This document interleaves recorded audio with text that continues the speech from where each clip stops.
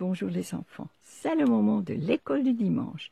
Merci à Ingrid et à son équipe d'avoir chanté. On a pu chanter avec vous, c'était très chouette. Et maintenant, on va se pencher sur une histoire de la Bible. Et il s'agit d'un papa très inquiet et d'une petite fille très malade. Et quand j'ai lu l'histoire, ça m'a fait penser à Julie, ma petite fille, que plusieurs parmi vous, vous la connaissez et vous savez qu'elle a été très malade ces derniers temps, qu'elle était même plusieurs semaines à l'hôpital. Et je vais vous montrer une petite photo.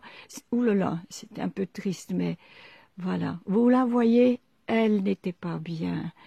Et on va montrer une autre photo aussi, parce que son papa, il est resté tout le temps avec Julie à l'hôpital, il a pris soin d'elle, en plus des infirmières, bien sûr, et des médecins.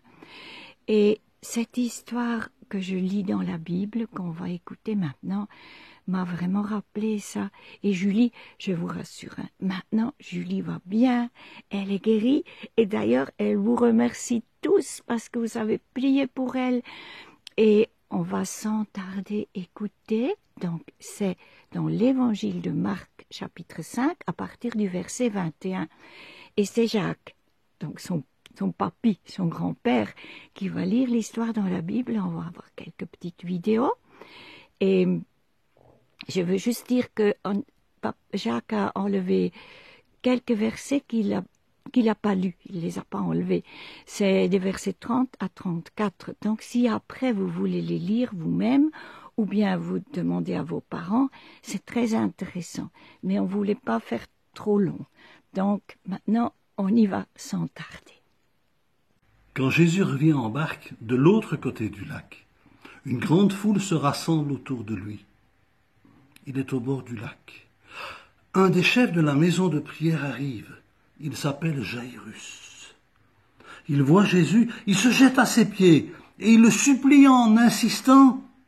« Ma fille est mourante.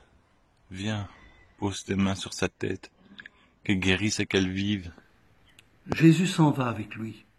Une foule nombreuse l'accompagne et les gens sont très serrés autour de Jésus.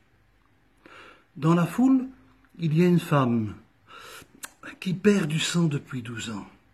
Elle a beaucoup souffert chez les différents médecins. Elle a dépensé tout son argent, mais elle ne va pas mieux. Au contraire, elle va de plus en plus mal. Cette femme a entendu parler de Jésus. Alors, elle vient dans la foule, derrière lui, et elle touche son vêtement. En effet, elle se dit « Si je touche son vêtement, au moins je serai guérie. » Aussitôt, son sang s'arrête de couler et elle se rend compte qu'elle est guérie de sa maladie. Pendant que tout cela se passe, des gens arrivent de la maison de Jairus et ils disent à celui-ci « Ta fille est morte, Jairus. Dérange plus le maître. » Mais Jésus a entendu ces mots et il dit au chef de la maison de prière « N'aie pas peur, crois seulement. »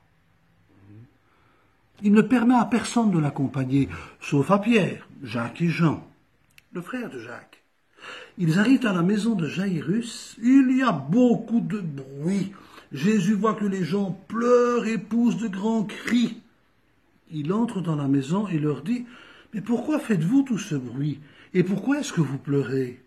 La petite fille, elle n'est pas morte, mais elle dort. » Les gens se moquent de lui. Alors Jésus fait sortir tout le monde. Il prend avec lui le père et la mère de l'enfant et ses 3 disciples. Il entre dans la pièce où la petite fille se trouve. Il la prend par la main et lui dit « Petite fille, je te le dis, lève-toi. »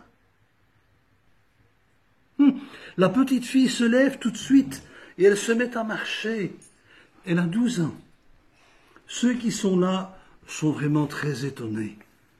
Mais Jésus leur dit et leur demande avec force, ne dites rien à personne. Ensuite, dans sa gentillesse, Jésus leur dit, donnez-lui quelque chose à manger. Quel récit émouvant, qui nous montre combien Jésus aime les enfants. Nous savons que Jésus ne guérit pas toujours, mais nous savons que Jésus est toujours près de nous dans les moments difficiles et aussi dans les moments joyeux. La fille de Jairus, elle a même été ressuscitée par Jésus. Vous savez, Julie, elle se posait bien des questions quand elle était si malade, mais elle a expérimenté, elle a vécu que Jésus l'a accompagnée et que Jésus l'a fortifiée au moment difficile. Et chacun de vous, tu peux savoir, Jésus, il est aussi ton ami. Il te voit toujours, il sait et il voit quand tu traverses des moments difficiles, douloureux, où tu doutes, et tu es désespéré, triste. Et il est toujours là, alors il prend aussi ta main. Il est là pour te rassurer, pour te dire, tu n'es pas seul.